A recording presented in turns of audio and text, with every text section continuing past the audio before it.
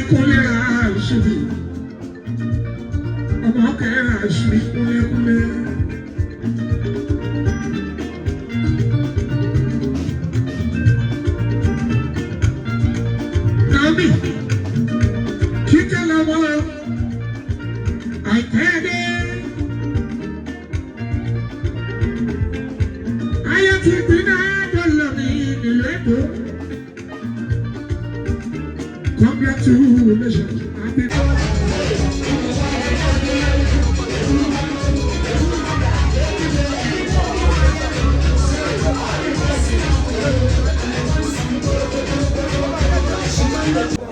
They will get the after party on the way.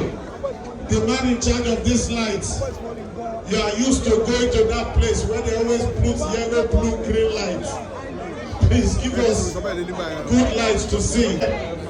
Miracle of the universe. Ladies and gentlemen, Oba of Ijebu kingdom is not just a king, ladies and gentlemen. It's a king that all other kings.